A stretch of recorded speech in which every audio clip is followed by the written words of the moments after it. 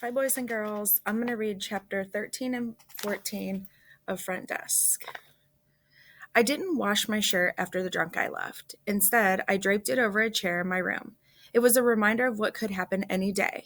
And every morning when I opened my eyes, I would look at it, at the spot where he had grabbed me, and wonder how we could make the Cala Vista safer. I came up with 3 possible ways. Number 1, install bulletproof glass up and down the front desk. That way, even if I buzzed in the wrong person, there was still an additional layer of protection between me and the customer. Number 2, install a security camera in the front office. It would be doubly great if the video feed went directly to a certain channel on all the motel TVs. That way, my parents could see what was going on in the front office while they were cleaning each room and come down if I needed help. Number 3, install a panic button right under the front desk to call the police. It would work just like a buzzer. All I'd have to do is press it and the police would come. Later that week, I told Mr. Yao my ideas when he came by. He immediately shot them down. All that stuff costs money. You think money grows on trees? Well, I checked at the library and bulletproof glass only costs $25, I told him. I glanced at Jason, who, as usual, came with his dad and, as usual, didn't say anything helpful. $25 per square feet, and that doesn't include the installation, Mr. Yao said. What about the security camera? I asked. That can't be that expensive. You could put it... No, Mr. Yao interrupted. Please, just hear me out, I said.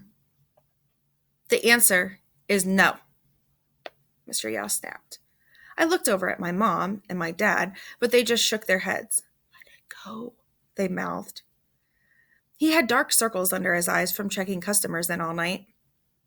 Why don't we go outside? My parents suggested to Mr. Yao. Let us show you the new washing machine. Mr. Yao nodded and followed my parents out the back.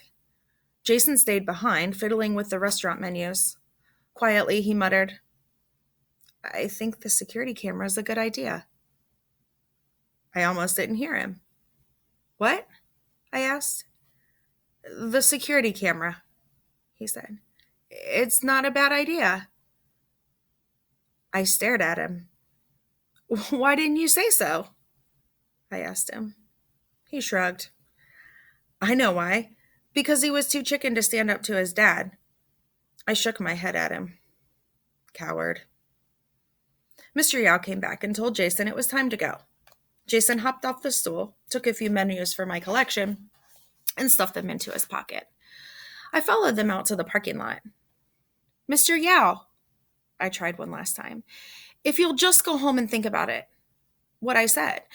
It really wouldn't cost much, and it would make the motel so much safer. Mr. Yao stopped walking and turned to me. You know what the difference between a good employee and a bad employee is? He asked, jabbing his finger into my chest at the exact spot the drunk guy grabbed me. I shook my head. It's not whether they're hardworking or even whether they're smart, he said, staring into my eyes. It's whether they know their place. As he and Jason piled into their car and drove away, I stood in the parking lot for a long, long time. The hot California sun blazed down on me, yet I felt no warmth.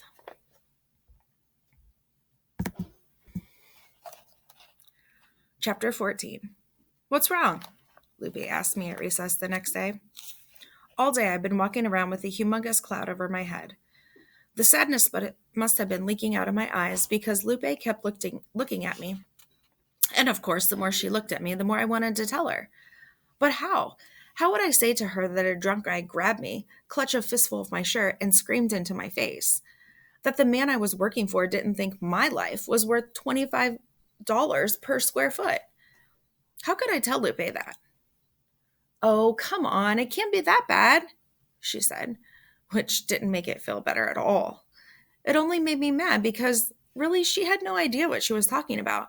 As much as I liked Lupe, she was just in a different world. Her and her perfect parents and her perfect dogs just wasn't fair. I stood up.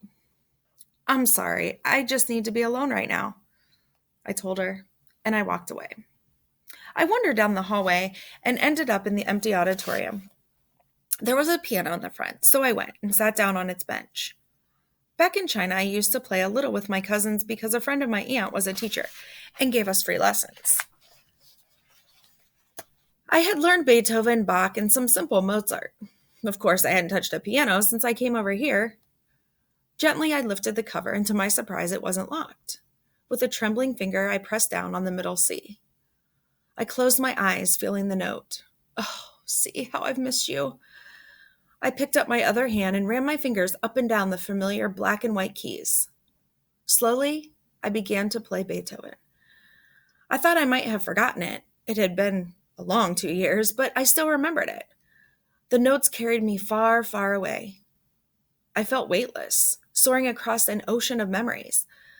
I thought of my cousin Shen, how the two of us used to get all dressed up for piano recitals, me in my silk kipawa and him in his embroidered chang chan. We'd point at each other in our old-fashioned Chinese outfits and giggle, even though deep down inside, we were both so proud to be wearing them. Then as the curtain rose, we'd mouth, "You can do it," to each other. A flurry of excitement as we stepped onto the stage. Closing my eyes, I could almost see Chen. My fingertips could almost touch him. When I got to that dramatic section, fear poked in. This was the part I always used to mess up on. Why put a scary part in the middle of such a beautiful piece? I remember asking my piano teacher. Because life is scary sometimes, little one, he had said. I was only 5 at the time, and I didn't quite understand. Now, when I played that dramatic section, my chin quivered. I felt a sob building within me as I thought about Mr. Yao and how he just took and took and took. How he refused to spend $25 a square foot to protect us, even though $25 was nothing to him. It was probably what he paid for dinner.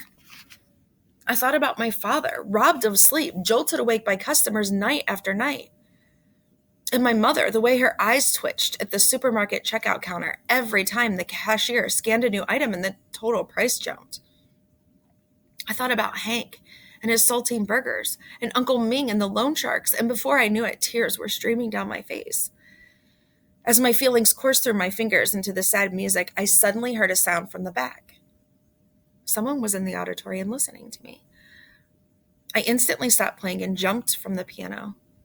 I hugged myself with my arms like I was naked. "Hello?" I called. The small figure made its way over to me. When I saw who it was, my stomach lurched. "What are you doing here?" I asked Jason. Jason ignored my question and asked, "Where'd you learn to play like that?" "I had a teacher in China," I said. "What do you care?" "You learned to play like that in China?" he repeated. There was a flash of surprise in his eyes. I nodded. But my father said there's nothing in China except piles of dirt and trash."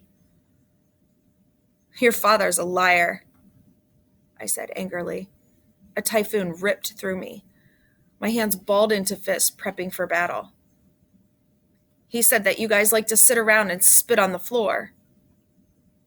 "That's absurd," I exclaimed. "Is it true that none of you have any money?" he asked. That part was unfortunately true. My parents came to America with only $200 in their pocket. "How'd you learn to play piano if you have no money?" Jason asked. Well, for some reason that infuriated me. "Why can't I play piano?"